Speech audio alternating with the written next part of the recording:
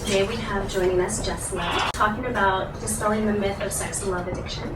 Jess works in East Bay. I'll let Jess take it away from here. Yes, my name is Jessica Levith. I work up in the Oakland Bay area with sex and love addicts, and we run a weekly women's sex and love addiction group. And I'm really happy that Tom and Alex have had me here. Let's see here. So I also work with at-risk youth in a high school, which is it's really fun and challenging. So let's see. I am here as a clinician, and I'm here as an advocate for sex and love addiction, and I am here as a recovering sex and love addict. I have been recovering from this issue for almost 9 years now, and I have struggled with this issue for as far back as I can remember. The first thing I want to throw out some things before I get into the meat of the lecture, and the first of which is that this addiction is real, right? So there are people in the mental health and medical communities that do not believe that this exists still. For people who do not believe in sex and love addiction, I would urge you to go and speak with a sex and love addict because they will set you straight. This issue presents in the room. There is no DSM, diagnostic and statistical manual diagnosis for this. In fact, the DSM-5 just rejected another attempt. However, it does present in the clinical room as other things, many other things. It presents as chronic anxiety, major depression, suicidality, homicidality, and all of the litany of sexual disorders, especially sexual disorder not otherwise specified. That's what I usually go with when I'm diagnosing a client. Sex and love addiction is often caricatured, right? So we've got the two ends of the pendulum. We've got the Anthony Weiners of the world, and we've got the David Duchovnys of the world, right? We've got what I call the pervs and the studs, right? And what you're doing, what's happening when it gets caricatured is it's minimizing the impact of sex and love addiction on the millions of people in between these extremes that are really suffering from this issue. With that said, not everybody's a sex and love addict, right? I'm not here to pathologize everybody. There are people in polyamorous relationships that have absolutely no problem. You know, they are functioning in every life domain very well, you know, but there are people who have blown apart their marriages to be with someone outside of the marriage that they don't even find attractive, right? This is a progressive disease. I don't even like it to call it a disease. This is a progressive struggle, right? That spirals and destroys lives. In fact, when I came into recovery, I had to be scraped off the ground, and that's usually the case for most people. They have no sense of self when they come in. Sex and love addiction has no preferences, right? I have seen every form of life every form of human walk into my office, or I've seen them in support groups, every race, creed, color. This is a human issue, right? This is a human struggle, and it's about attachment, which I will be going into later in the lecture. And sex and love addiction may be a lifelong process involving dire consequences, but it isn't a death sentence, right? So I've been in recovery for over 8 years. I had no idea who I was when I came in, and I was finally introduced to myself because I had to unwind everything that had ever happened and every way that I had ever conceived of relating with people. And I have new hobbies, and I have old hobbies that I actually revisited. I feel like a more whole person now, and that's why I work with people. So the history of sex and love addiction. What is the general atmosphere of our sexuality and our love in today's culture? I call it a puritanical hypocrisy because we still have this traditional high moral stance, right? On one hand, you have to be wait till marriage for sex, and you have to be heterosexual, and you can't explore, you can't have fun with it. And if you have a problem with sex or love, you do not talk about it, right? This is still the general atmosphere. At the same time, we are being flooded. We're being flooded with everything in the media, People need to have sex to sell a hamburger now. Like, you really, everything is so hypersexualized, and having a partner is crucial for life. You complete me, right? And it's just so, you cannot have a full life unless you have that partner. And the more passionate the love is, the better. The Romeos and Juliets and the Bonnies and Clydes, and those did not turn out well. The result is going to be shame. The result of this conflict, right? So you've got this normalized hypersexuality, this desperate search for a partner, enmeshment. The more enmeshed you are, the more in love you are, right? And that actually throws healthy sexuality and healthy relationships out into, they are now not the norm, right? They're the outliers. And then seeking some kind of help just solidifies your flaws because you still don't talk about it. And you just end up with shame. You end up with clients coming in saying, I don't understand why I keep doing this. Why can't I just handle this situation? Why can't I just handle that they don't really want to be with me? These are real questions that I get constantly. The next 2 pages are actually just for your reference. I just threw out some markers in the history of research of sexuality and love addiction. What I do want to point out is that in 1976, there was a group founded called Sex and Love Addicts Anonymous. This group is actually based on the 1938 Bill W. group AA. It's a 12-step program for recovery, and it was founded by addicts themselves because there was no mental health providing any kind of care. And it definitely wasn't in any kind of medical journal at that time. What's interesting about Sex and Love Addicts Anonymous, what comes right after, so there's the sexual revolution here, and there's this explosion of sex. Everybody's having sex. And then some people pull back and they go, whoa, I'm starting to have a problem with this. So they discover Sex and Love Addicts Anonymous, and right after, what you see is all these factions coming off, right? You have Sexual Recovery Anonymous, you have CODA, Codependency Anonymous, Love Addiction, all of these different splinters off of sex and love addiction.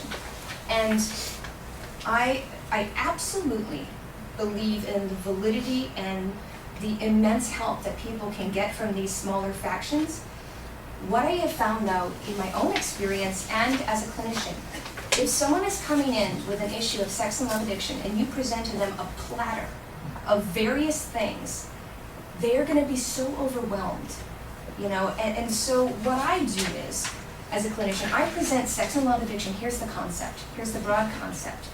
Now let's look at your symptomology. Let's look at, what are you veering towards? Okay, your CODA, let's go over here to codependency. That way it's more of a container for your clients. Yeah, so all these numerous factions, what do I have? And what I want to point out is that it's all about attachment. If you look at all of these different groups that are springing up, right, the common thread is an inability to healthily attach. And so what I've done is I've created an umbrella, and I drew it myself, and I'm very proud of it. And this is just to bring home the point, right? Another reason why I would go for the broad diagnosis of sex and love addiction is because if you choose one of these, if you choose, for example, a fantasy addict, right, and you go straight into there without knowing that it's a broader concept, you might miss out on a key piece to your recovery. And people don't find that for a long time sometimes when they just go into one little faction. So I will definitely be stressing that attachment is at the core of all of this for the entire presentation. But first I want to kind of pick apart what is sex and love addiction. When I'm talking about it, I'm talking about the whole umbrella, right? So you're going to be getting pieces, all the symptoms of all of it. So sex addiction, it's one who becomes powerless over their own sexual thoughts, behaviors, escalating serious adverse consequences for them, their families, and their friends.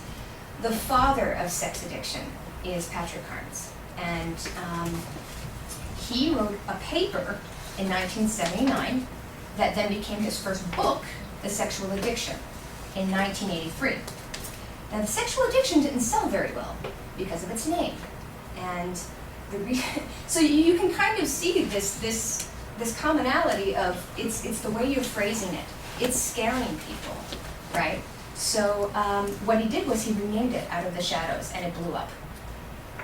It was a bestseller, and what he has in his book are 3 levels of behaviors for the sex addict, right? So these are common symptoms, and they're progressively more serious. So the one is pornography, prostitution, and then level 2, you're getting into definitely breaking the law and violating others, right? But level 3, this is where the big incest and molestation is happening. The most intolerable of all behaviors. For love addiction, I turn to Pia Mellody. Pia Mellody is the mother of love addiction. So I got this actually from Love Addicts Anonymous, this definition: becoming powerless over distorted thoughts and behaviors when it comes to love, fantasy, and partnership. And so basically what it's looking like is you are putting more power and idealism into the object of your desire. And I say object because we are objectifying people as sex and love addicts. And projecting unrealistic behaviors, expectations, and neglecting to care for yourself. This is important because this is where physical abuse can happen, right? The domestic violence cycle, if you're addicted to your husband or your wife or your partner, and they beat you, you can't leave them because you feel like you would die if you did. So sex and love addiction is going to be a combination, right? One develops a progressive obsession and or compulsion to engage in or avoid emotional attachment, sex, or love. There's something called sexual anorexia and emotional anorexia. That's the avoidance, but it's all under that umbrella. A complex mixture of any features. It's a combo platter. It's very exciting. It can be anything.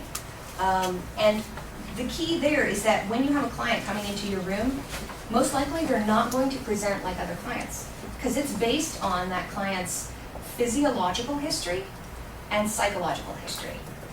And so most clients that I've seen, they do come in with similar underlying issues, but presenting with very, very different symptoms. So here are some common terms. I'm only going to go over a few because there's a bunch. This is an important one, bottom lines. These are behaviors that you refrain from as a sex and love addict to maintain your spiritual sobriety, your mental sobriety, and basically your homeostasis, to keep calm. And a trigger. A trigger is a person that elicits, or object that elicits the environment, right? So a trigger can be if you run into an old friend that is also your partner's friend, or even driving through an old neighborhood. That can be highly triggering for sex and love addicts. Let's see here. The next one is acting out. Acting out is engaging in any of the bottom line behaviors. The qualifier. The qualifier is the person or object of the addict's obsessive focus, eliciting both addictive sexual and emotional payoffs, as well as negative responses. When I say negative responses, I mean physiologically mostly. Okay. The other one you can read it later on. And then these two, withdrawal. Withdrawal is the physical, emotional, and spiritual upset caused by the cessation of behavior, right? This is what can drop someone to their knees. This is, I will talk a little bit about that in a minute.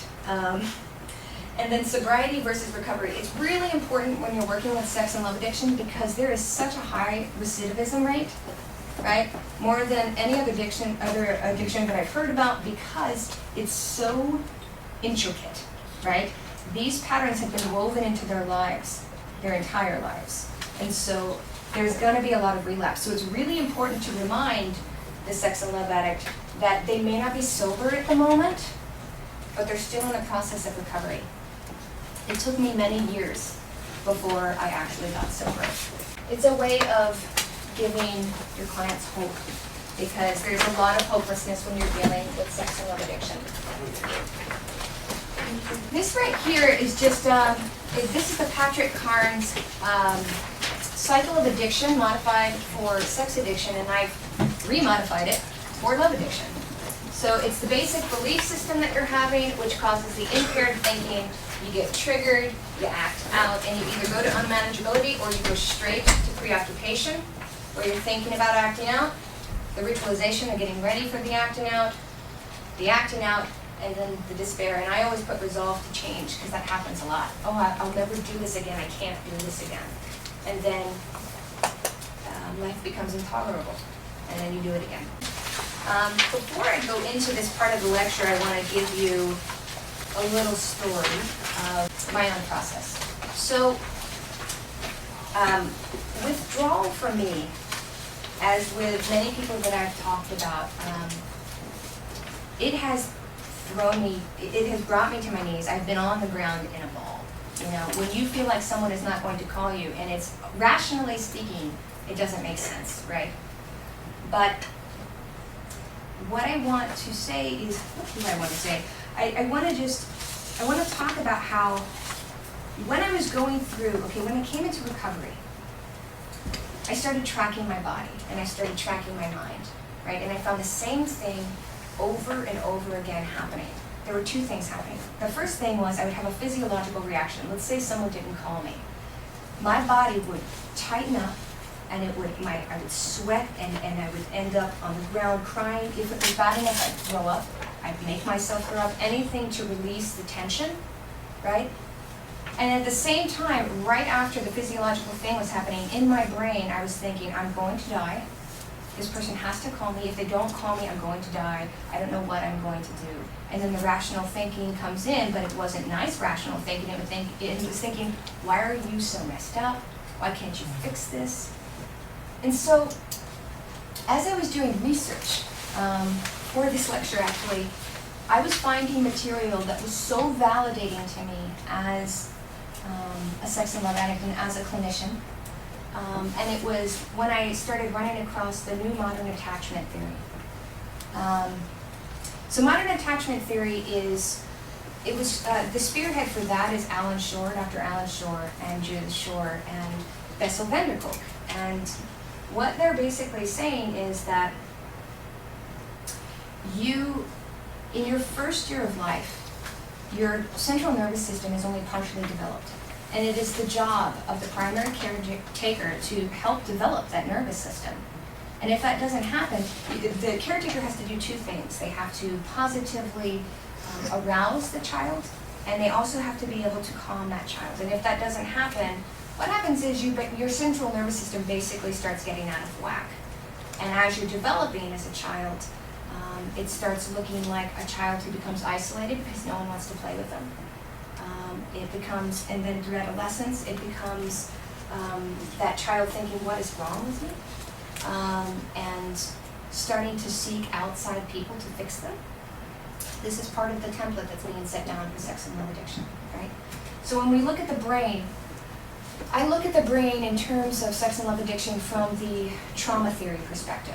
This is the trauma theory perspective, that our brain is actually three separate brains, one on top of the other, right? So the bottom brain is the reptilian brain.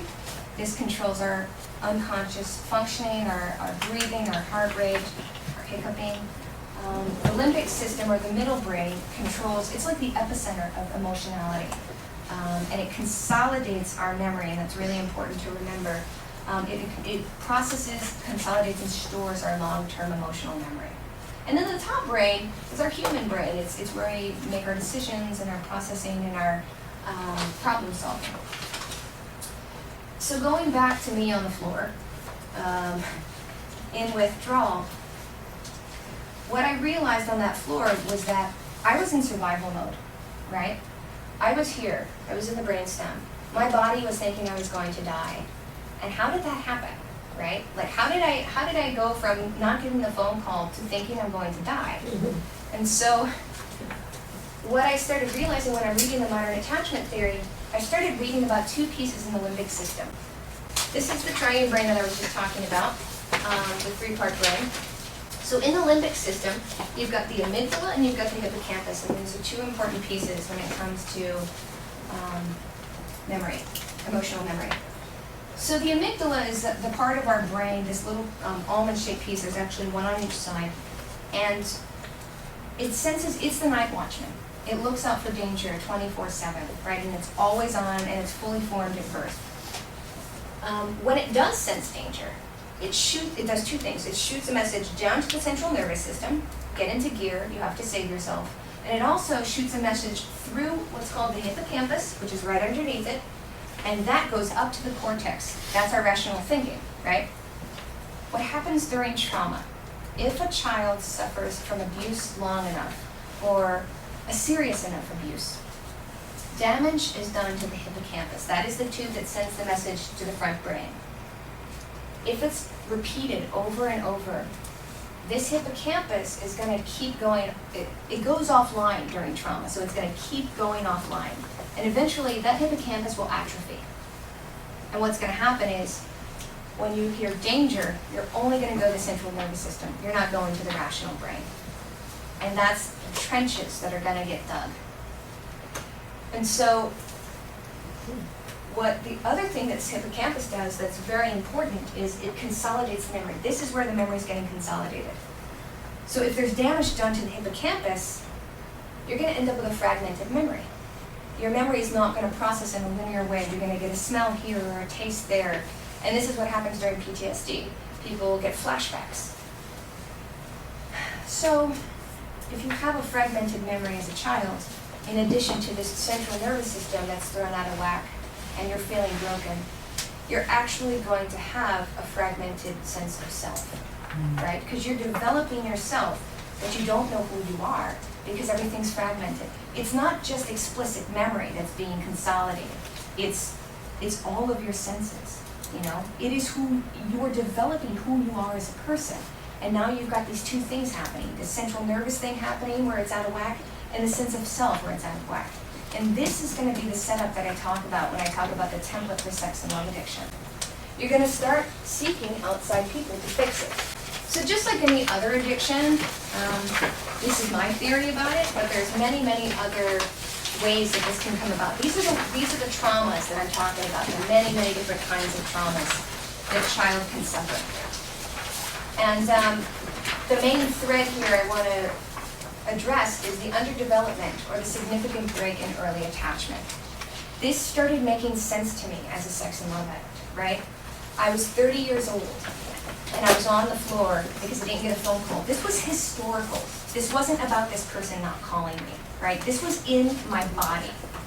So talking about attachment, and Dr. Shore, who I kind of have an educational crush on, attachment theory is basically a regulatory theory. This is what they're finding biologically in our bodies. So it can be defined as an interactive regulation of biosynchronicity. It means it's a constant attachment transaction happening between the primary caregiver and the child who is developing their nervous system. This is what has to be happening for a healthy social and emotional development. And this is in the first year of life to about, throughout the early childhood, I would say. We always develop throughout our lives, but this is the core, this is what's happening. So what I've come up with is something called attachment dysregulation.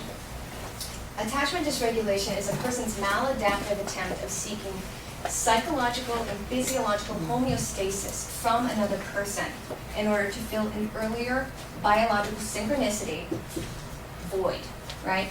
So in Sex and Love, addicts talk about that hole that they're feeling in themselves. I absolutely feel a piece of that is spirituality. I absolutely do. But on a mental health level, it's so validating to know that there's actually a hole. There is the fragmented self, And so I've told this to my clients, and they go, oh, okay. So I don't feel crazy. So this is what I'm calling the 1-2 punch, right? And this is just another way of saying what I've been saying.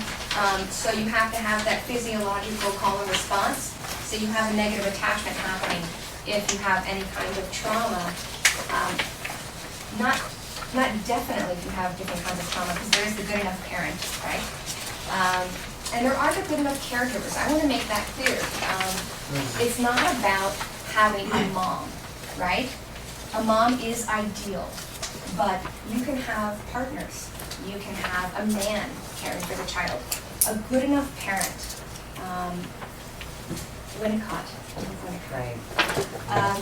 Okay, and so what happens with the negative attachment and then this fragmented self, you're going to get what's called an internal, negative internal working model. This is the Alan Shore. And what's awesome is that this negative internal working model leads directly to Patrick Carnes' 4 core beliefs, right?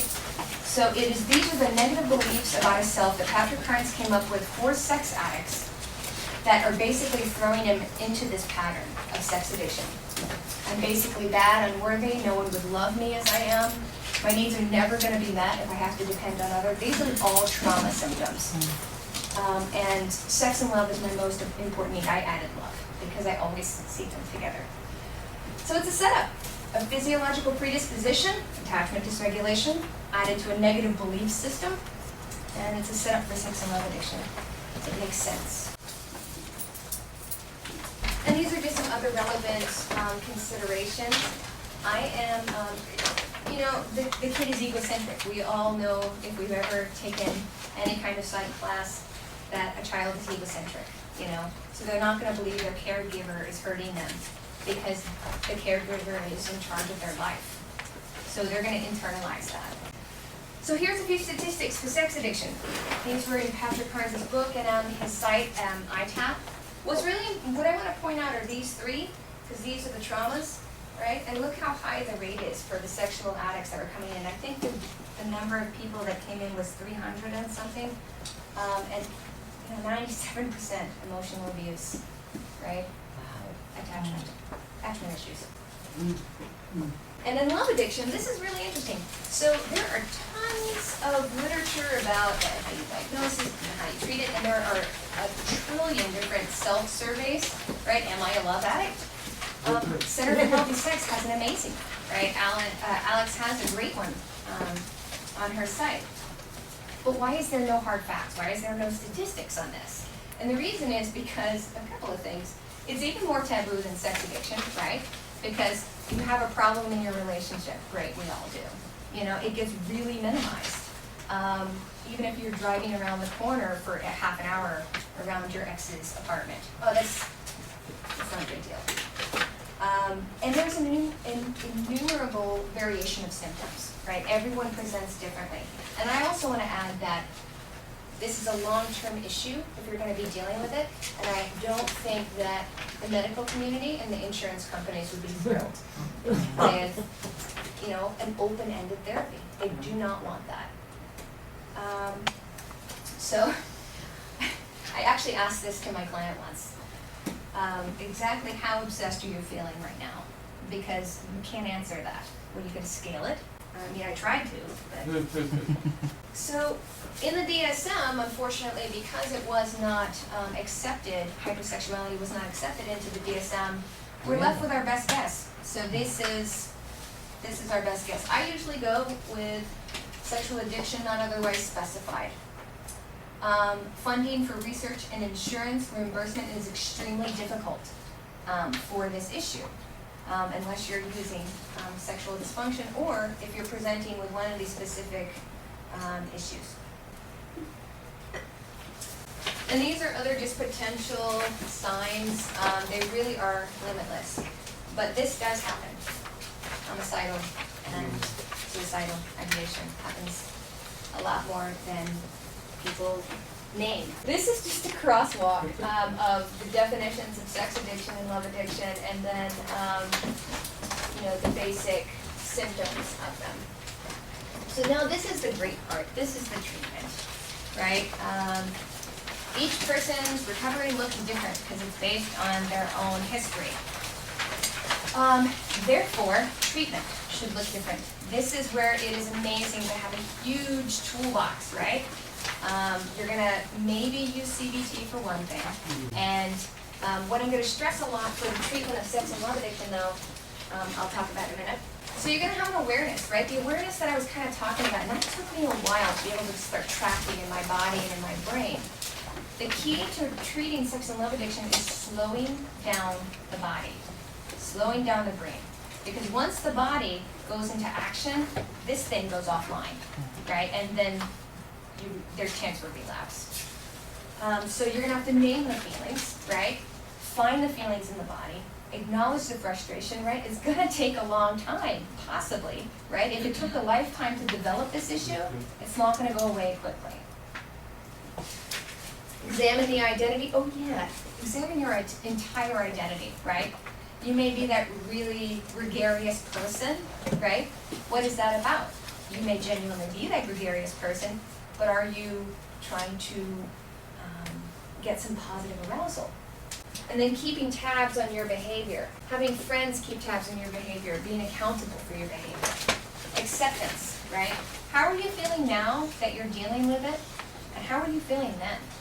You know, admitting that at one point in your life, you might have been really traumatized.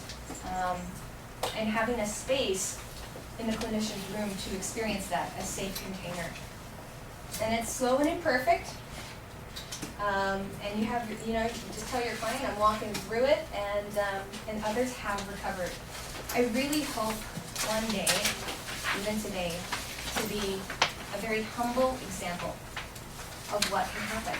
You know, I had to be scraped off the ground, and I had no concept of who I was, and I feel pretty great. And then action. These are the different types of treatment. You're gonna have to tackle those core beliefs, right? That internal working model. You're gonna have to slow down and retrain the nervous system. You're gonna have to check in with yourselves and others, and you're going to have to have accountability. So they do have inpatient day treatment centers. Those are for, you know, the ideal situation if you can afford that. You know, I don't know if most people can, but if you're very lucky, maybe your insurance company will pay for it. There's the Meadows. That's a good one. Outpatient, individual therapy. Highly, highly, highly recommend that. Harm reduction. I'm gonna put harm. I put harm reduction, and I also put 12-step. These are two conflicting treatments, right? Harm reduction is just do the least harm to yourself, and 12-step is usually cut it.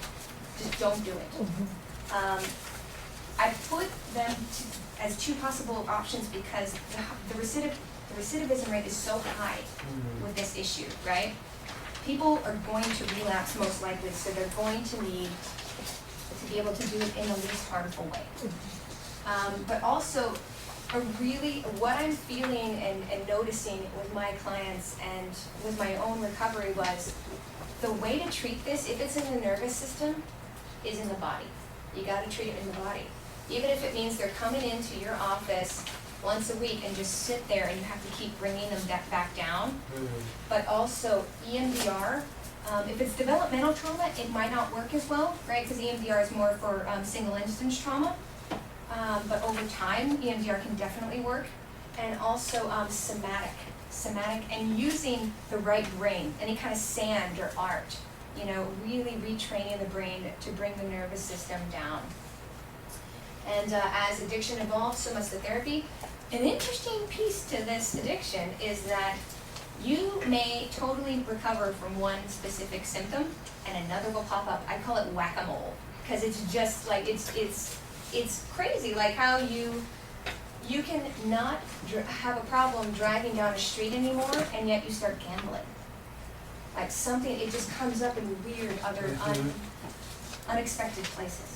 And then, so 12-step, definitely helpful. If they're in 12-step, I would still highly recommend individual. If they're in group, I would still highly recommend individual, because you're gonna need a place for that person to really kind of look further into what's come up with them. And then they do have some meds for this, but those are basically like, I believe they're like, they bring down the impulse, you know, just a little bit, but not a big fan of meds. So, reintroducing healthy sex and love. This can happen, right? It may take a little while for your client, but this is the goal. You know, we're not robots, you know, and sexuality is a part of humanity, and it's actually, it can be enjoyable. So the main thing here is, though, you can flourish without a partner, right? The partner's not the prize. Did I get married? Yes. Am I about to have my first anniversary? Yes. The prize is that I can sit next to my husband on the couch in my skin. right? I'm not thinking, is he gonna leave? Do I wanna leave? You know, like, and if these thoughts do come up, I go, oh, there it is. There's that thought, you know. It's imperfect, but it's real. And it was extremely painful to start dating this person. It really was. I went against every fiber in my body for a very long time. Something needs to fill the void, right? So this is where the top lines come in that I did not define. Top lines are behaviors that you do in order to create a more of a sense of self, right? You do hobbies, you start hiking, you meditate, making new friends, but taking it slow, don't be their best friend, checking in with yourselves, cultivating new interests, revisiting old ones. I once had, in my old apartment, I had a skateboard, I had a guitar, and I didn't know how to skateboard, and I didn't know how to play guitar, right? This was all to show the guys that would come in. And I actually learned how to skateboard, and it was really awesome. And if you're in a partnership, emotionally checking in with yourself and your partner often, right? Reintroducing sex to someone who has always paired sex with anger, who's always partnered sex with distrust, and for someone who may have suffered sexual trauma, right? This is not easy. You might need to seek help for this. Continuing to seek outside support, practicing patience, and being kind to yourself. So, I think that's it. I don't know how much time we had, but thank you. I really, really appreciate the opportunity. I hope that this starts a lifetime of advocacy that I can present.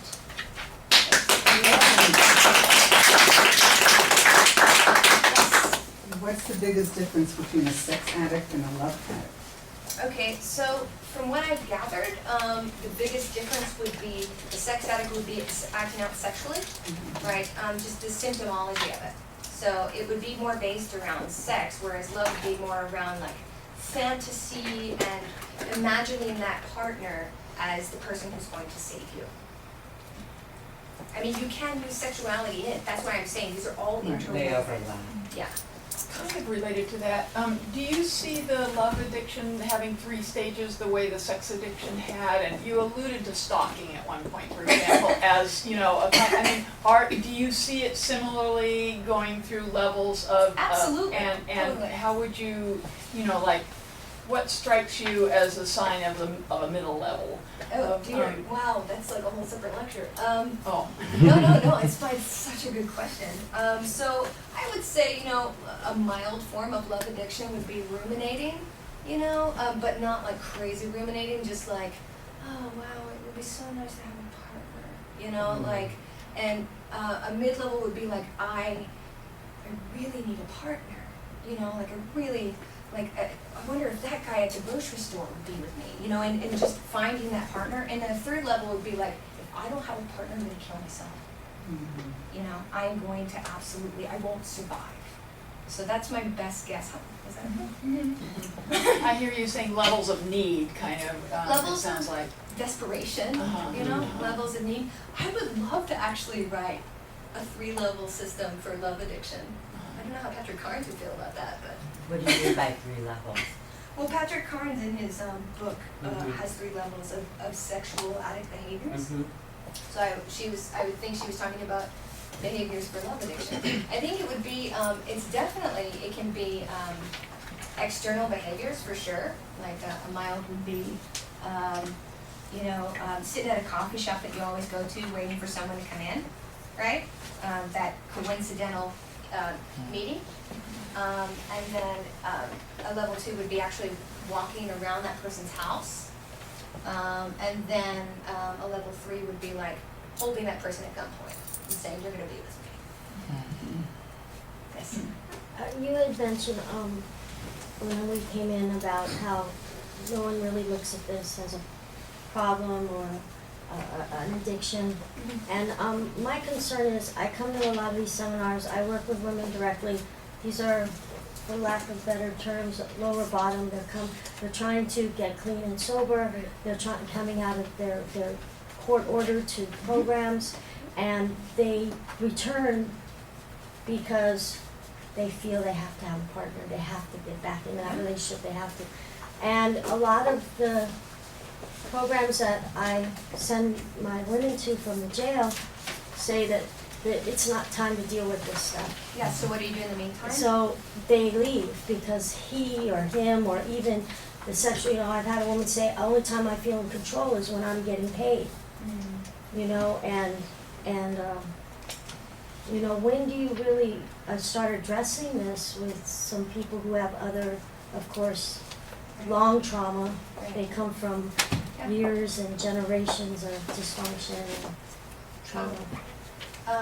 This would be where the harm reduction would probably come in, right? And this is why I say 12-step is great, but harm reduction needs to be kind of interwoven. I think, if you're a clinician, at some point you're gonna have one of these clients.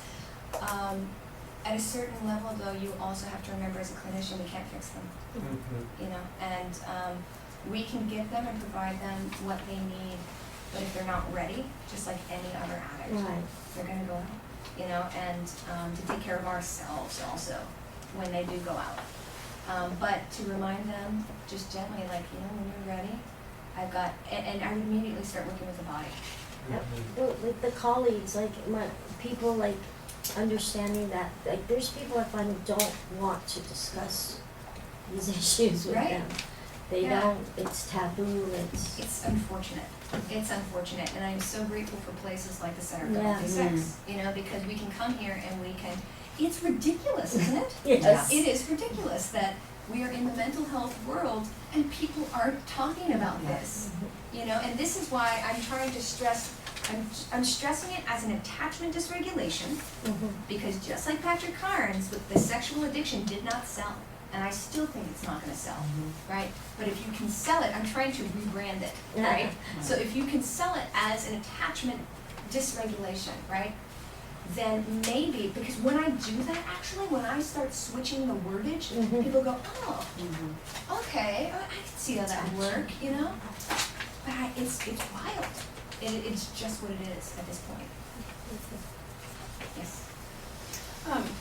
Going back to the brain, I would love to be able to explain what happens with the hippocampus not being able to, like getting Swiss cheese or whatever, because I think that's so empowering for the client to see where that breakdown is. Could you go into differentiate that a little bit further? Yes, for some reason, I told you that was the hardest part for me, because it's so, you want to get it perfect, right? So essentially what's happening is the amygdala sits on top of the hippocampus, right? And the amygdala is the night watchman. When it senses danger, it's going to send a signal to the hippocampus, but when there is danger, the hippocampus shuts off, and I'll tell you why. Because when you're in danger, you go into fight or flight mode, and pieces of your brain that are not mandatory for living shut down, one after another. And if this is going to go, right? You don't need this to survive. This is why people actually end up soiling themselves when they go into trauma, is because every part of the body that's not needed to survive shuts down, one at a time. And so the hippocampus goes. And so when you're in trauma, and because that hippocampus is the piece that's going to send the signal to the front of the brain to make rational decisions, that's going to keep getting shut off, right? And what's going to happen is, after time, they are finding that the hippocampus atrophies because it's not being used, right? Especially in early development. And so that's when you start getting this fragmented sense of self, because the hippocampus is what's consolidating the memory, all of the emotional memory. Does that help? Can I add a few things, if I may? Absolutely, go for it, yeah. One of the things I understand is, what I understand is, when the stress level goes up, the cortisol kicks in. Yes. Cortisol affects the hippocampus, and when there's too much cortisol in the hippocampus, there cannot be, and you're talking about the memory aspect, the hippocampus cannot memorize anymore, or place the information from short-term and implicit memory to explicit memory. Yes. And so this excess cortisol is flooding the hippocampus, and the acetylcholine, which is one of the neurotransmitters for the hippocampus, cannot function, and you can't remember. Yes. So that's why you've got these flashes of partial memories. Yeah, that's So absolutely the stress true. level Yeah. is a big element. So when people are stressed out, the somatic element that you're talking about, helping people get in touch with their body and regulate their stress level will help them having a monitor to not Yes, be flooded and not to get self-restrictions. this is true. I have a Thank you. question related to his explanation. Mhm. I find I work a lot with patients with ADD, ADHD, and addictions.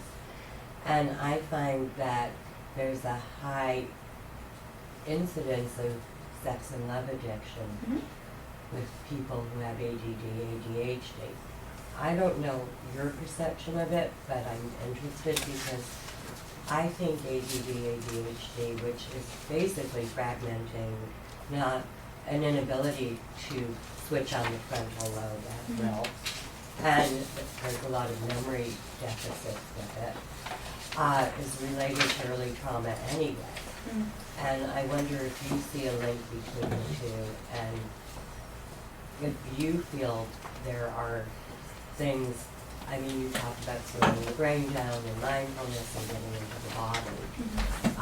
If there's other things to short circuit that going into fragmentation and stress reaction. I don't know. I mean, I'll tell you straight up. I just, I don't know that much about ADHD. I will say this, though, this brought up a good point. Sex and love addiction, I believe, is at the root of many, many, many other addictions, right? All of these drug abuse, why are you using in the first place? You know, what's happening in your body? Like, is it attachment? You know, like, or are you not able to sit with yourself?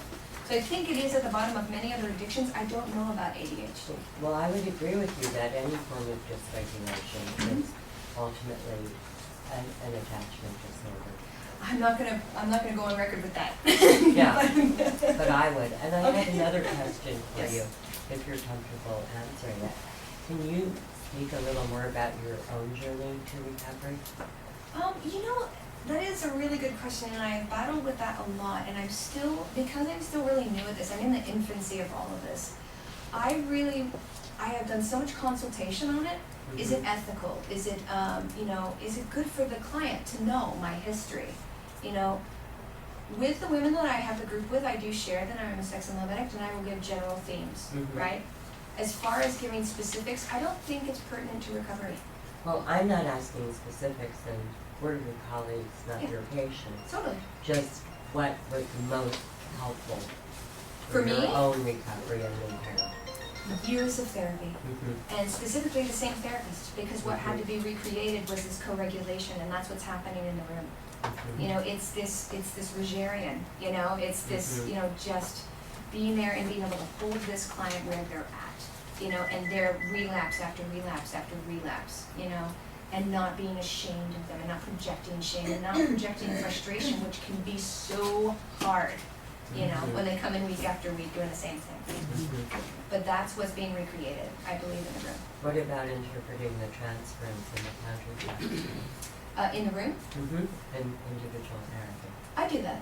I do that when I believe I'm coming from a place that's going to benefit them.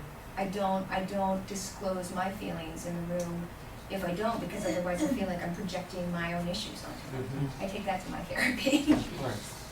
Do you see relapse as functioning differently or needing to be handled differently than in, say, alcohol addiction or other? Could you talk about what your views on relapse? Well, given that relapse is so much higher, I find, in sex and love addiction, because alcoholism, you put down the alcohol.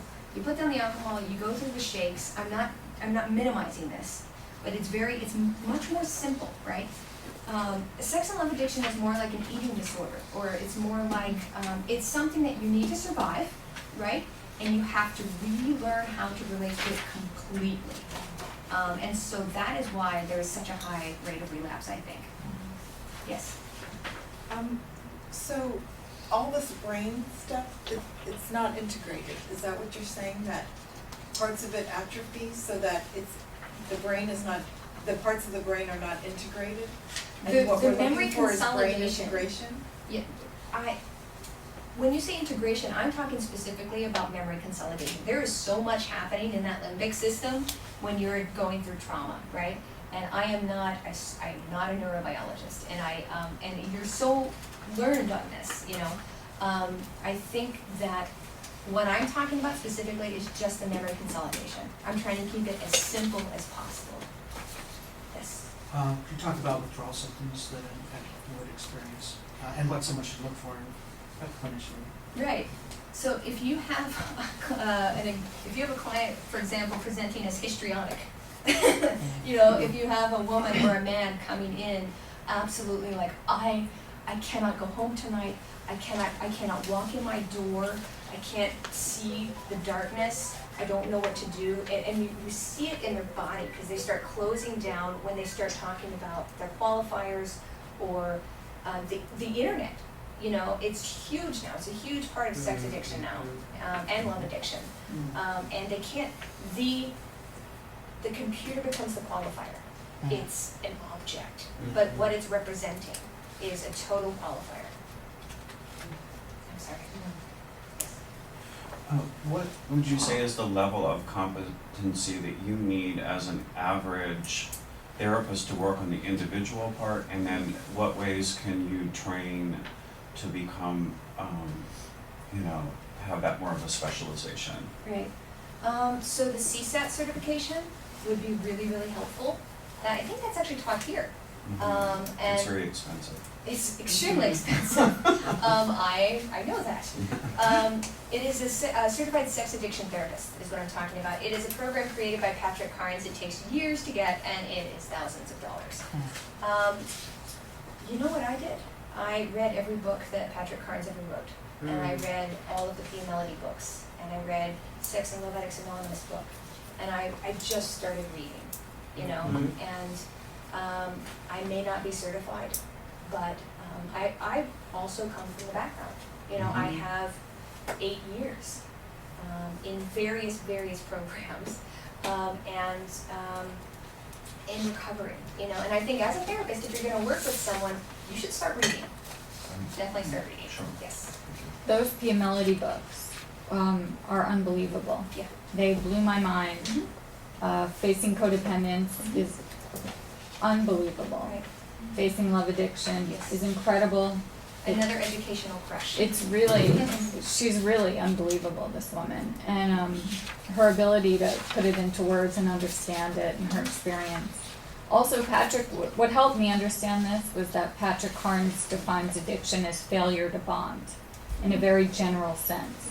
So when I look at sex and love addiction, it's an attachment issue because it's failure to bond. Yeah, that's exactly what it is. And, Yeah. and the thing is, like, I also struggled with, am I just restating what has already been said? And in the way I am. But I'm restating it in a very specific way to sex and love addiction. Because when I came into this recovery, I didn't know, I had too much being presented to me. You know, was I codependent? Was I a sex and love addict? Like, what's happening? You know, and this is why I'm just doing it to help others. Yes. The part of the title, Dispelling the Shame, I'm wondering, either drawing on your own process of your recovery or if there are generalizations from your clients, are there key turning point stages in that process of dispelling the shame? Do you see that as having like layers in any kind of, probably unique to each person, but some kind of, you know, this kind of unlearning has to happen first, and this kind of anything like that about shame and its undoing or its lessening. Right. You're interesting because you keep bringing up levels and wanting to, and that's part of the frustration of this issue, right? And that's part of why it's not getting funded, and that's part of why it's not in the DSM, because it's so complicated, right? And it will present differently for everyone, and there will be levels of shame that come up and come up. Oh, there was that part where my parents never allowed me to love myself, right? I never got to have that. My parents never gave me a chance to have my own feelings. Oh, that's shame. You know, what was wrong with me? Why couldn't that happen? You know, then there's the obvious shame. You know, I just slept with 3 people, you know, and I didn't love any of them. I went from one bed to another, you know, and why am I doing this? What am I doing to my body? And am I safe? You know, there's so many different levels of shame. And I think for me to say dispelling it, just getting it out there, just naming it. It's happening. It's also about building self-esteem, and I just wanted to recommend a book that I think is one of the best books on self-esteem. It's called Celebrating Yourself. It's written in the 70s or 80s. I found it through Addiction to Love, a book. It was recommended in that book, and I read it, and it's a really special book. You can get it on Amazon. Definitely. And I also wanted to say that if you have any questions that don't get answered here, I gave you about eight different ways to contact me on the front page. I would really, really appreciate and love for you to just let me know if you have something that comes up. And if you want to try and figure something out together. I keep having more questions. When you have a client who is in another addiction, especially, let's say, alcohol, and how do you approach starting therapy if they haven't handled sobriety in another domain as well? Right, so if you're dealing with comorbidity, it gets really tricky, right? I want to keep my clients safe more than anything. So if they're an alcoholic that's going to be driving drunk every single night, they won't make it to therapy if they're dead.